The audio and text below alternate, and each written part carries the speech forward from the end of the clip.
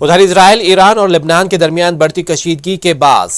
امریکہ، برطانیہ، سویڈن اور جارڈن سمیت متعدد ملکوں نے اپنے شہریوں کو فوری لبنان چھوڑنے کا مشورہ دیا ہے،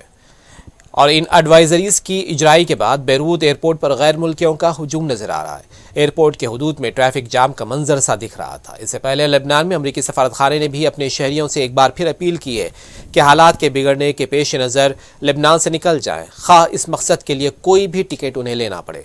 یہ ہنگامی بنیادوں پر زور کہ انہوں نے اپیل کی ہے کہ ممکنہ اسرائیل لبنان جنگ کے خطرے کے پیش نظر کہا جا رہا ہے، جس کو خیال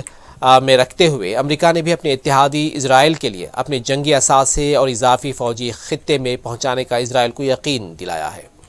امریکی سفارت خانے نے اپنے شہریوں سے یہاں تک کہہ دیا ہے کہ لبنان سے پروازوں کی آمد و رفت رک چکی ہے، تاہم امریکی شہری تجارتی مقاصد کے لیے استعمال ہونے والی ٹرانسپورٹ کی آپشن بھی استعمال کرنے کے وہاں سے نکلنے کی کوشش کریں۔ سفارت خانے کے جاری کردہ بیان میں یہ بھی کہا گیا ہے کہ ہم ان تمام امریکیوں کی حوصلہ افزائی کریں گے جو کسی بھی ٹکٹ پر کسی بھی طرح لبنان سے فوری نکلنے کی کوشش کریں گے، نیز اس کی پرواہ نہیں کریں گے کہ وہ اپنی پہلی ترجیح والا روٹ اختیار کر رہے ہوں، یا جو بھی راستہ کھلا ہے اسے اختیار کریں اور لبنان سے نکل آئیں۔ برطانیہ، امریکہ اور دیگر یورپی ملکوں نے اپنے شہریوں کو یہ ایڈوائزری جاری کی ہے۔